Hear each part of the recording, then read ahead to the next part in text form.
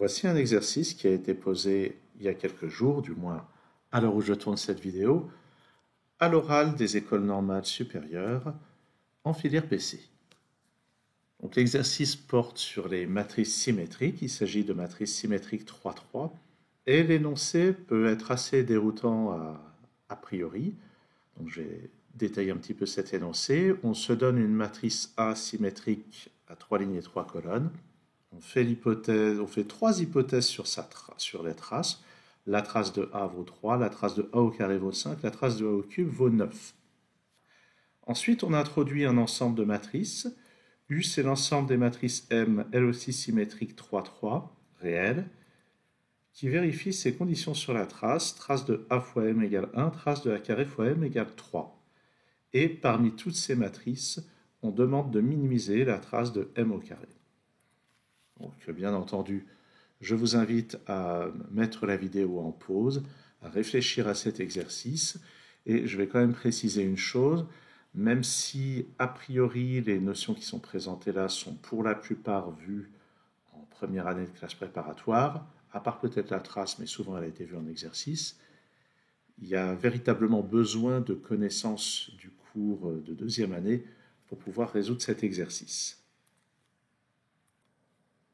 Avant d'attaquer la résolution proprement dite, je vais rappeler quelques faits des points de cours qui peuvent être utiles de connaître pour aborder cet exercice. Prenez ça pour des indications en quelque sorte. Le premier point, c'est que le produit scalaire canonique sur un espace de matrice peut s'écrire sous la forme suivante. Un couple Mn de matrices de même format, mettons n ligne et p colonne, on associe la trace du produit transposé de m fois n. Je ne vais pas détailler ce point de cours, j'estime que c'est standard. Et en particulier, si on se restreint à un espace de matrice symétrique réelle, eh bien cette formule devient trace de m fois n. Et j'espère que vous aurez vu le lien avec d'une part les conditions qui apparaissent un petit peu plus haut dans l'énoncé d'exercice, ainsi que dans l'objectif, minimiser la trace de m au carré. Deuxième point qui peut être utile de connaître, la trace d'une matrice et la trace des puissances d'une matrice, ça peut s'exprimer en fonction des valeurs propres de cette matrice. N'oubliez pas non plus les multiplicités.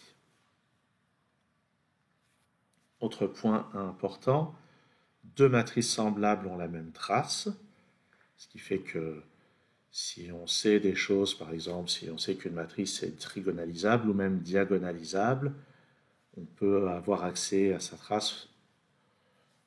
Et disons que ça peut simplifier certains calculs, notamment dans des produits matriciels. Et enfin, bien entendu, dès qu'on a un exercice qui porte sur les matrices symétriques réelles, le théorème spectral nous apprend des choses, et ça on l'utilisera à un moment ou à un autre de l'exercice.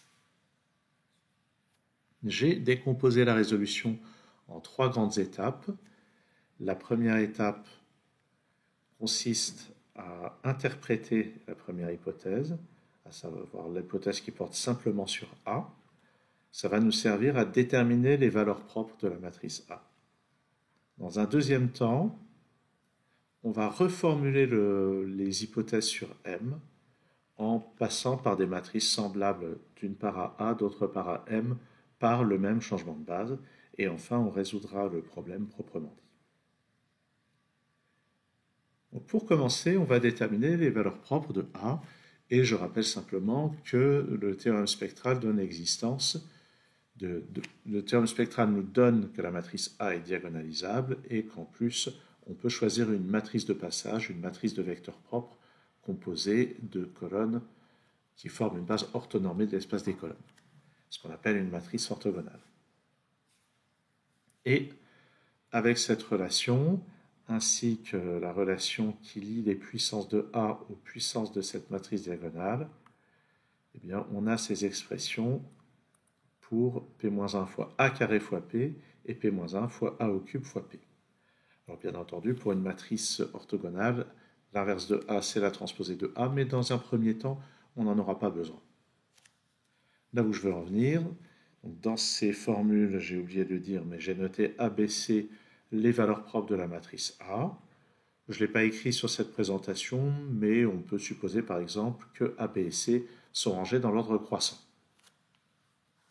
Ça pourra servir, une fois qu'on aura trouvé globalement les valeurs de A, B et C, à décider de qui est A, qui est B, qui est C. Et donc ces formules vont nous permettre d'exprimer la trace de A carré, de A au cube en fonction de ABC. Bien entendu, il n'était pas nécessaire que la matrice soit diagonalisable. Pour faire ça, trigonalisable suffit. Et on sait que toutes les matrices complexes sont trigonalisables, et en particulier les matrices réelles sont toutes trigonalisables au sens complexe. Mais ici, le fait que cette matrice soit diagonalisable servira un peu plus loin dans l'exercice. Oui, pardon pour ces allées et venues. Donc on a dit, on connaît la trace de A, c'est 3, la trace de A carré, c'est 5, la trace de A au cube, c'est 9. Et il se trouve que la trace de A est égale à la trace de toute matrice semblable à A. Donc la trace de A, c'est A plus B plus C. De même, la trace de A carré, c'est A carré plus B carré plus C carré. Et formule similaire pour la trace de A au cube, ce qui nous donne ces trois relations. Et à partir de ces trois relations, donc dans les minutes qui viennent, je vais vous montrer comment en déduire les valeurs de ABC. Alors, bien entendu, si un triplet marche, toutes les permutations du triplet marchent aussi. C'est pour ça qu'une convention, comme supposer que ABC sont notées dans l'ordre croissant, permet de réduire le triplet à une seule solution. Donc le polynôme caractéristique s'écrit sous cette forme. Ça se déduit de la matrice diagonale. Et si on développe, on a ces relations entre les coefficients et les racines. Bon, je n'ai pas détaillé le calcul. Bien entendu, il faut savoir faire ça au brouillon. C'est en général un résultat de cours que le coefficient de voir x carré, c'est moins la trace de la matrice, et que le coefficient constant du polynôme caractéristique, c'est moins 1 puissance n fois le déterminant de la matrice, n étant la taille de la matrice. Et donc, ce qu'il nous faudrait pour trouver les valeurs de ABC, ça serait, bien, par exemple, trouver les coefficients de ce polynôme et ensuite espérer que ça se factorise bien, espérer qu'on aura au moins une racine évidente qui permettra de progresser et de trouver globalement les valeurs de A, B et C. Alors, notez que si vous aimez bien essayer des valeurs pour voir, vous arriverez peut-être à trouver une solution entre guillemets évidente pour ce triplet. Mais je vais partir du principe qu'on ne connaît pas d'astuce et on va aller regarder la méthode globale, comment est-ce qu'on va trouver les coefficients de ce polynôme à l'aide des relations qui sont là. Bon, déjà ce coefficient on le connaît, A plus B plus C il vaut 3, donc ça commence par x au cube moins 3x carré. Maintenant il faudrait qu'on trouve ça et ça. Ça c'est ce qu'on peut appeler un polynôme homogène de degré 2 en ABC. Et un autre polynôme homogène de degré 2 qu'on a là, c'est ça aussi, a carré plus b carré plus c carré. Alors comment faire pour calculer la valeur de cette quantité? Bien, ce qu'on va faire, c'est qu'on va élever a plus b plus c au carré. Quand on va développer, ça fait apparaître a carré, b carré et c carré. Et on va voir que ça fait apparaître aussi tous les produits qui interviennent là-dedans. C'est ce qu'on va voir maintenant.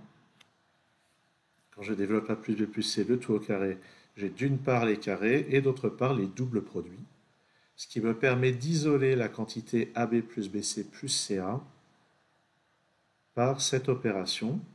Et ça, c'est quelque chose de général. Si on nous avait donné d'autres valeurs pour la trace de A et la trace de A au carré, on pourrait en déduire ce coefficient.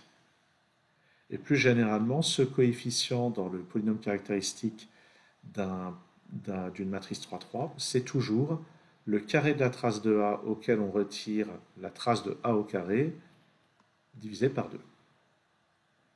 Maintenant, on a les valeurs A plus B plus C égale 3 et puis la somme des carrés vaut 5. Ça, c'est les hypothèses de l'énoncé. Donc ça au carré, ça fait 9. Moins 5, 4, divisé par 2. Il reste que ce coefficient-là vaut 2. Donc on a déjà un autre coefficient et il nous reste à calculer A fois B fois C. J'ai fait le bilan. Alors, A fois B fois C, c'est une quantité homogène de degré 3. Je vais revenir en arrière sur ces trois relations. Donc A fois B fois C, je disais, c'est un polynôme homogène de degré 3. On peut se douter que ça peut être obtenu à partir de cette troisième ligne, sauf que ABC, on ne l'a pas. Donc, une approche qui pourrait être logique de chercher à appliquer, c'est d'élever la première ligne au cube. C'est certain que ça va faire apparaître A au cube, B au cube, C au cube. Ça fera apparaître aussi la quantité ABC, qui apparaîtra 6 fois, si je ne me trompe pas. Mais il va y avoir d'autres termes du type A fois B carré, A carré fois B et tout ça. Ça va donner une expression un petit peu lourde. Ce que je vais proposer à la place, c'est qu'on développe ceci fois ça. Une expression de degré 1 fois une expression de degré 2. Ça fera moins de termes.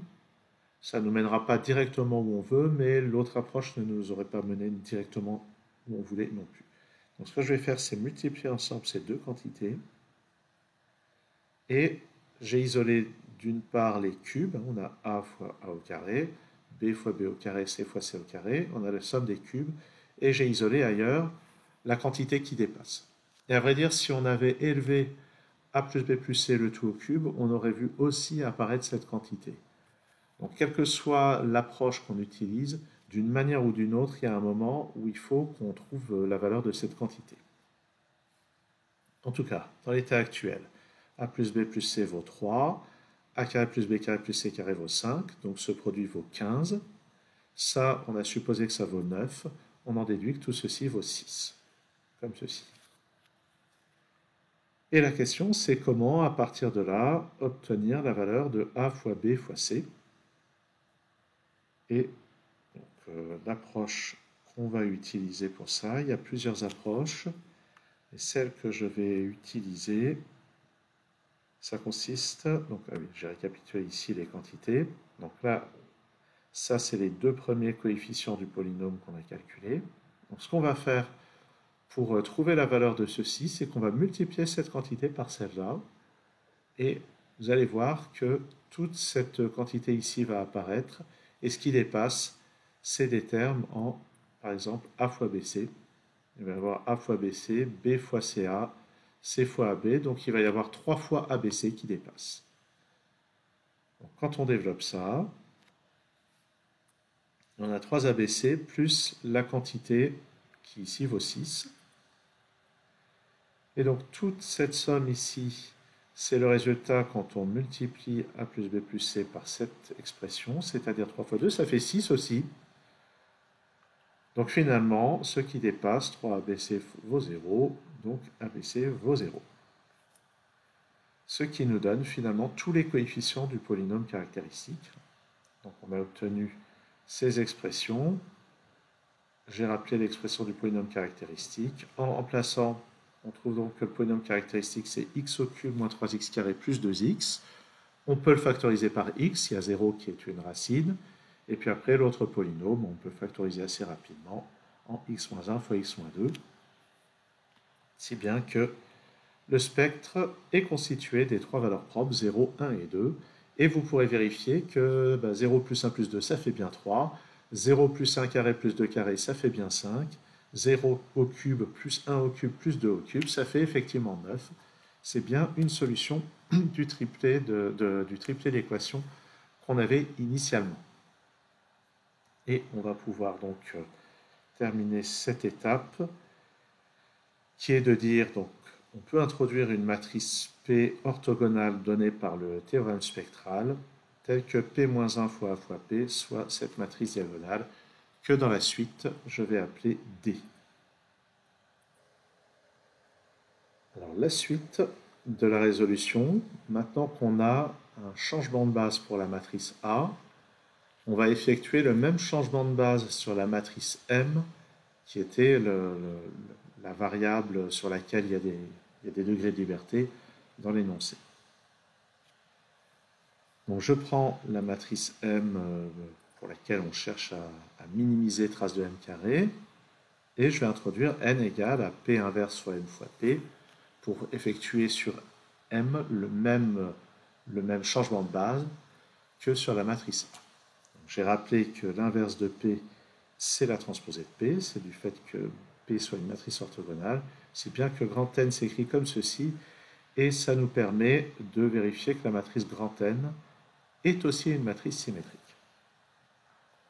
Et en fait, le procédé peut être effectué dans l'autre sens, c'est-à-dire que non seulement cette matrice grand N est une matrice symétrique 3-3, mais en plus, en prenant grand M quelconque, c'est-à-dire si on regarde toutes les valeurs prises par grand M, ou pour dire les choses plus élégamment, si grand M décrit totalement cet ensemble, on peut voir que grand N décrit totalement le même ensemble. Autrement dit, la transformation que j'effectue ici est une bijection, ce qu'on appelle même un automorphisme de l'espace vectoriel. Oups, qu'est-ce que j'ai fait? L'espace vectoriel S3 de R. Donc réciproquement, si je pars d'une matrice grand N quelconque dans S3 de R, que j'effectue le changement de variable dans l'autre sens, mais par le même calcul, cette matrice est symétrique, ce qui veut dire qu'une matrice grand N quelconque de S3 de R provient d'une certaine matrice grand M de S3 de R par ce changement de base. Et là où je veux en venir, c'est qu'on est en train de changer d'inconnu du problème, en quelque sorte, et en changeant cette inconnue, cette nouvelle inconnue grand N varie dans le même ensemble et décrit surjectivement, décrit totalement ce même ensemble. Et on va voir de quelle manière le problème est reformulé via ceci. Donc, sur la page suivante, la matrice D, c'est la matrice diagonale qu'on a introduite tout à l'heure, et la matrice grand N, c'est la nouvelle inconnue du problème, en quelque sorte. Et à ce moment-là, le produit A fois M est semblable, via ce même changement de base, à la matrice D fois N. Et l'intérêt de faire ceci, eh bien, c'est que des matrices semblables ont la même trace, et que les hypothèses faites dans l'énoncé sur la trace de A fois M se traduisent en des hypothèses sur la trace de D fois N, et le fait que D soit diagonale fait que cette trace va être nettement plus facile à calculer. Et les conditions qui sont celles que j'avais données sur la première page vont être plus faciles à interpréter. Donc, quand grand M décrit l'ensemble U donné au début de l'énoncé, la matrice grand N décrit cet ensemble, l'ensemble des matrices N symétriques 3-3, qui vérifie ces deux relations. Alors, ce que je n'ai pas précisé, c'est que la trace de D carré fois grand N vaut la trace de A carré fois grand M par exactement le même type de calcul. Donc maintenant, le problème devient de minimiser quelque chose quand grand N décrit ceci. Alors ce quelque chose, c'était la trace de M au carré. Mais je vais y arriver, pardon. Il se trouve que M carré est aussi semblable à grand N carré. Donc ces deux matrices ont la même trace. Donc quand on cherche à minimiser la trace de M carré, c'est aussi la trace de N au carré qu'on cherche à minimiser. Donc le problème maintenant semble a priori complètement identique au problème introduit au début de la vidéo. La différence, c'est que la matrice grand A a été remplacée par une matrice grand D explicite. Et c'est là que va intervenir maintenant l'interprétation de ces conditions en termes de produits scalaires, comme je l'avais annoncé dans mon petit préambule. Donc le rappel, je vais rappeler un peu plus précisément ce qu'on appelle le produit scalaire canonique sur un espace de matrice. Eh bien, c'est le produit scalaire défini un peu comme sur R puissance n, comme la double somme de ces produits. Alors j'ai fait une erreur ici, cette somme aurait dû aller jusqu'à l'indice n, tant pis, on va faire avec. Donc je rappelle ce que ça signifie. Quand on prend deux matrices de même format, on multiplie ensemble les coefficients qui sont dans une même position dans la première matrice et la deuxième matrice, et on fait la somme de tous ces produits. C'est exactement le même procédé que quand on calcule le produit scalaire de deux vecteurs colonnes ou de deux listes de nombres dans R puissance n. Il se trouve que ce résultat, c'est aussi le résultat de ce calcul, trace de S puissance t fois grand N. Et comme je le disais en préambule, dans le cas où S et T sont des matrices symétriques, eh bien ce T en exposant pour la transposer peut être supprimé. Et on peut donc comprendre que la trace de d fois n et la trace de d carré fois n sont des produits scalaires. Et maintenant, le produit scalaire de d fois n s'obtient, comme je le disais à l'instant, en multipliant ensemble les coefficients à la même place et en faisant la somme de tout ça. Et l'avantage d'avoir une matrice diagonale comme D, c'est que les produits, la plupart du temps, sont nuls. Les seuls produits dans cette somme qui sont possiblement non nuls, c'est le 1 de la diagonale fois le coefficient de n à la même place, n indice 2, 2, et le 2 de la diagonale fois le coefficient de n à la même place, le n 3, 3. Et pour la matrice D carré, c'est le même principe. Les coefficients de la diagonale, il y a 0, 1 et 4, le 1 en position de 2, le 4 en position 3, 3. Et donc, après avoir effectué ce changement de base d'un côté pour A, de l'autre côté pour grand M, trace de A fois M qui vaut trace de D fois N, et l'autre trace s'exprime de manière très simple en fonction des coefficients de la nouvelle matrice grand N. Si bien que l'appartenance de grand N à l'ensemble V équivaut à ce système, qui se résout de manière complètement immédiate. Ce sont en fait les matrices qui ont en cette position le coefficient moins 1, en cette position le coefficient 1, c'est-à-dire donc les matrices de V sont exactement les matrices de cette forme. Ici j'ai mis des étoiles pour les autres coefficients. Ça signifie que ces coefficients n'ont aucun rôle à jouer quand la question est est-ce que cette matrice appartient à grand V ou pas. Et notez que dans l'énoncé, c'est les constantes 1 et 3 qui ont été choisies, mais on aurait pu les remplacer par n'importe quelle constante. Si je les avais appelées, mettons, lambda et mu, eh bien on aurait eu lambda ici, pardon, pas lambda et mu, mais disons les solutions du système, il aurait fallu résoudre, ça se serait fait très rapidement. Bon, maintenant qu'on a ça, il nous reste à interpréter encore ce que ça veut dire minimiser la trace de grand N au carré.